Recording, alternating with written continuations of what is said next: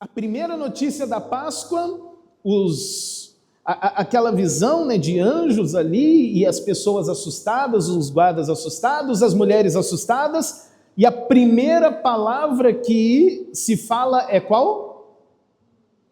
Não tenham medo. Primeiro anúncio da Páscoa é esse, a primeira palavra que aparece da Páscoa é não tenham medo. Eu acho legal a gente refletir sobre isso. Tá certo aqui. Acho legal a gente refletir sobre isso, porque a Páscoa, ela começou com uma palavra. Ela não começou com uma explicação, ela não começou com uma teoria, não começou com um sentimento. A Páscoa, ela começa com uma frase, com uma palavra: não tenham medo. Foi isso que o anjo disse às mulheres. Foi isso que Jesus também repetiu para elas. A primeira coisa que ele fala é não tenham medo.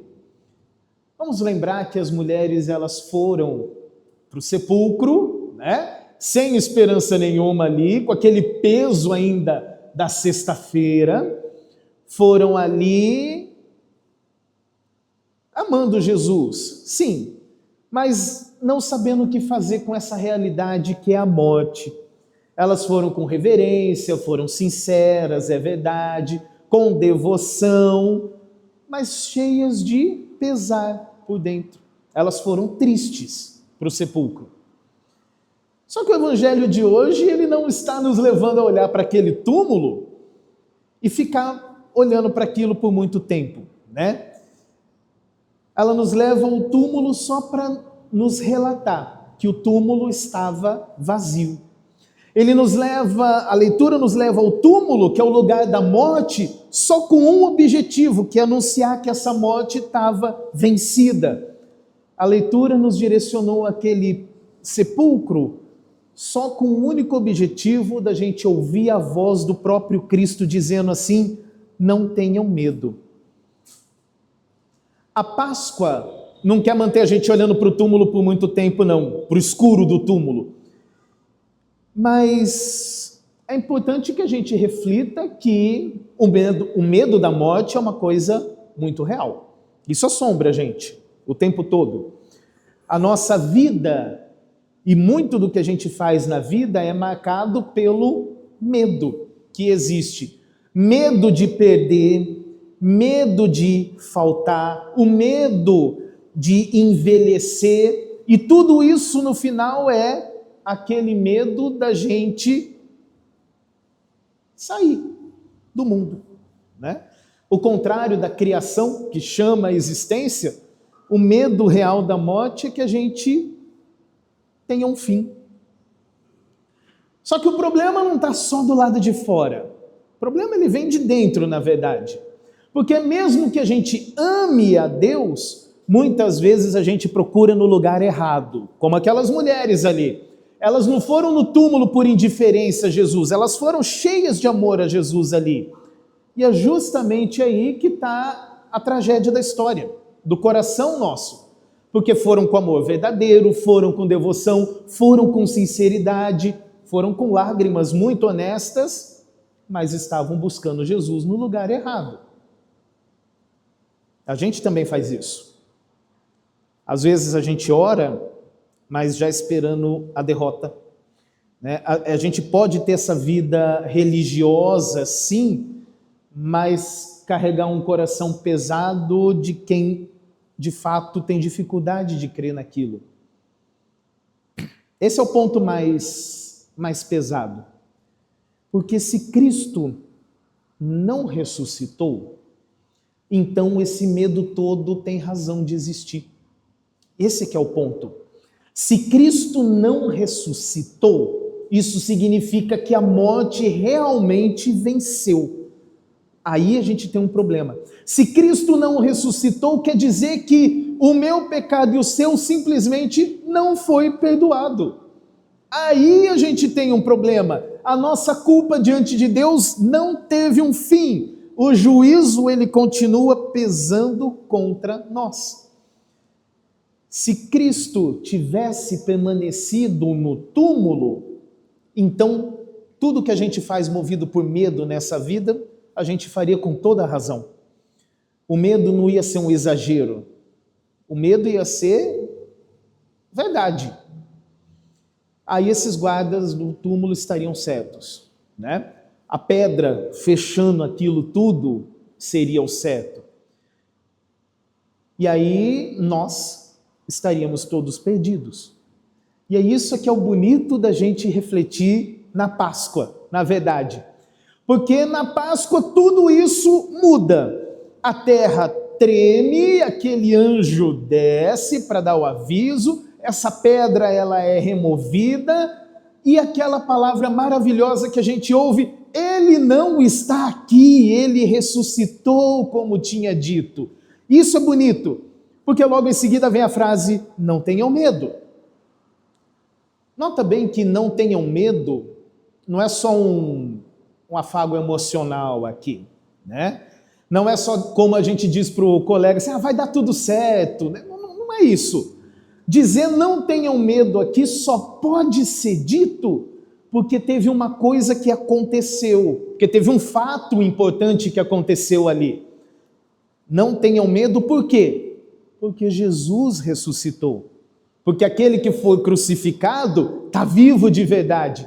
É isso que Pedro está falando na nossa leitura em Atos, naquele que é o primeiro sermão cristão de verdade, né? É aquilo ali. Ele não está pregando só uma ideia, ele está falando de um acontecimento. Deus ressuscitou este no terceiro dia e concedeu que fosse manifesto. E mais ele diz assim, dele todos os profetas dão testemunho de que por meio do seu nome, todo o que nele crê recebe a remissão dos pecados. Estou lendo lá o texto que a gente leu. É isso que os apóstolos estavam falando. É isso o que significa Páscoa de verdade. Ela não é só a ressurreição, a vitória que Jesus tem sobre a morte. É um fato, é uma coisa que aconteceu. E isso é uma prova pública, diante de todo mundo, de que os pecados estão perdoados.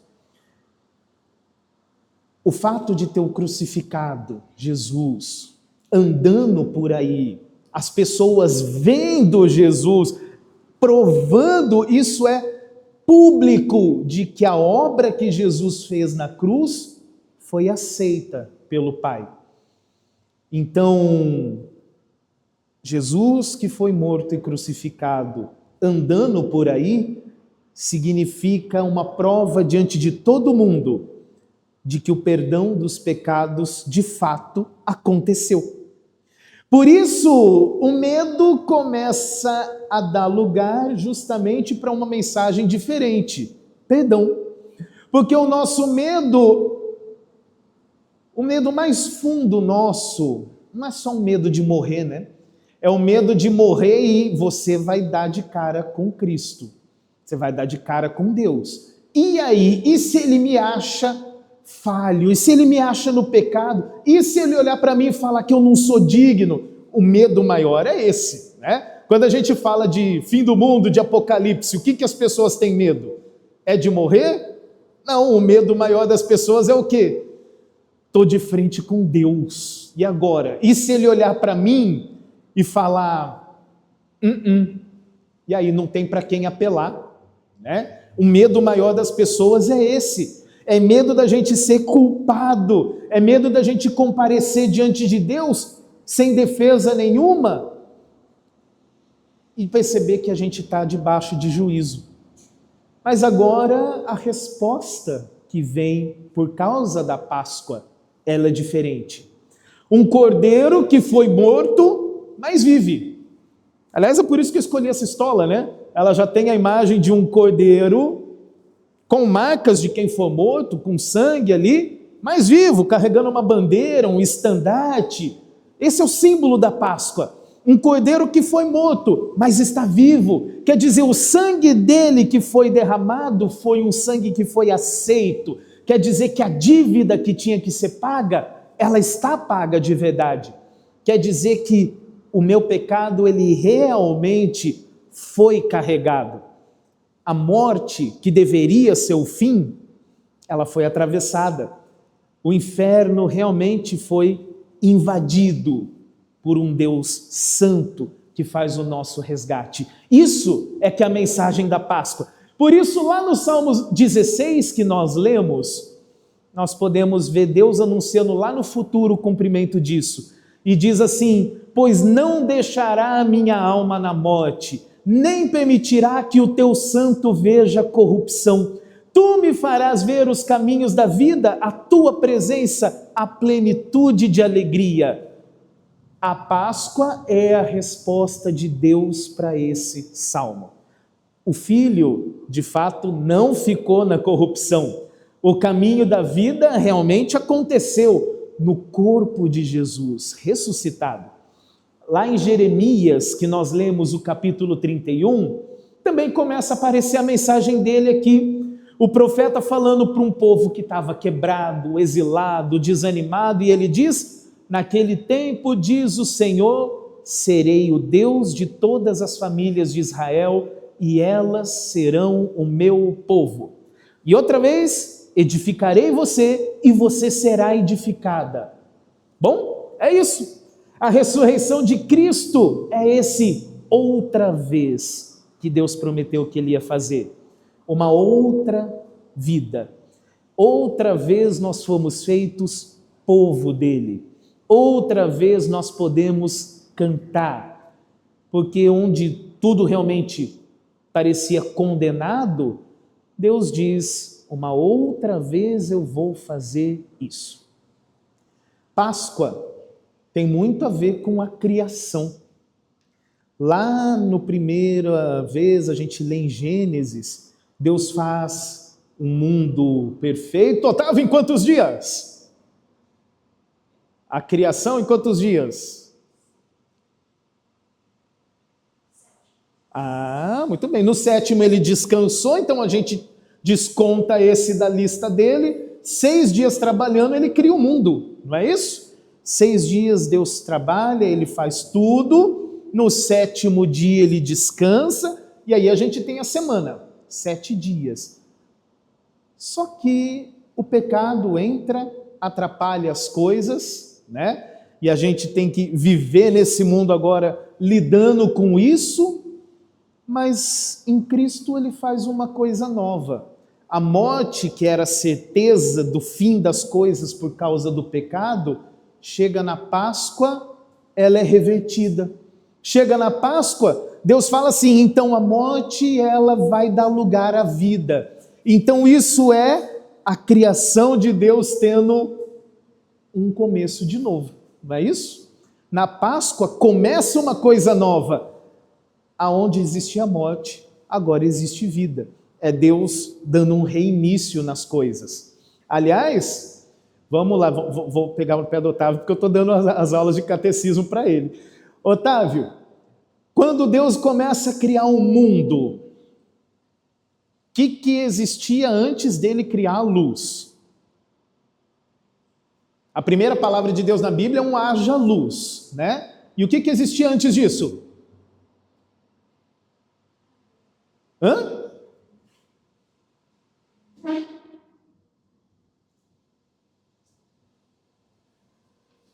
Ah lá, é muito antigo, ele não lembra, mas tudo bem. Nós vamos dar uma ajuda para ele. Gênesis começa dizendo como? No princípio criou Deus o céu e a terra era sem forma, vazia, e havia trevas sobre a face do abismo.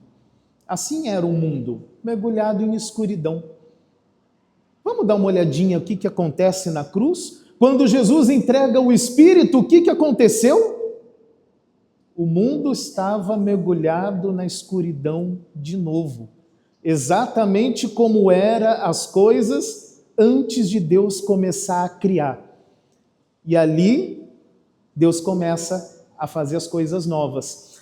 No meio da escuridão, existe a Páscoa, uma luz muito grande que ilumina o povo. Por isso, no primeiro momento do domingo, né, quando a luz da manhã começa a nascer, também Jesus aparece. É um dia novo, é como se fosse o 8º dia naquela lista da criação.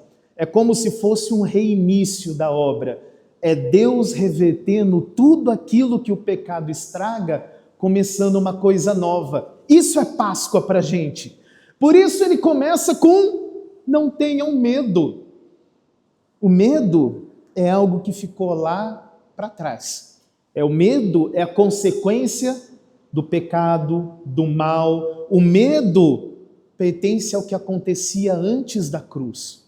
Agora, Jesus chega dizendo: não tenham medo.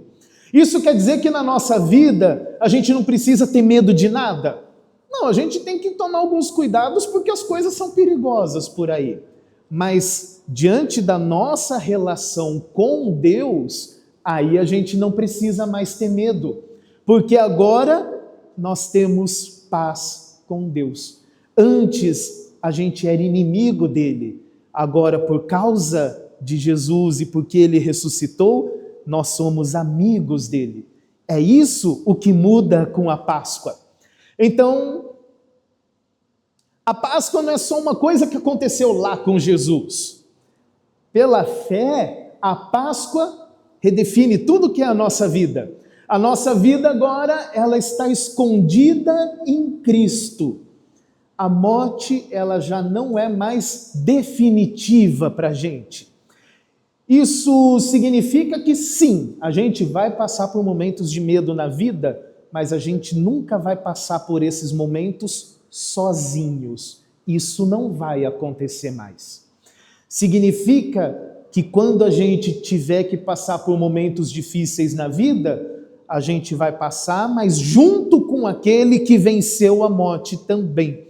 Significa que mesmo quando a gente chora, as nossas lágrimas estão iluminadas por uma promessa de restauração. Isso é Páscoa de verdade. Por isso, Salmo 16 fala assim: na sua presença há plenitude de alegria. A gente começa a viver isso agora na nossa caminhada com Cristo. Vai ser melhor ainda lá na eternidade, mas a gente já tem uma ponta disso.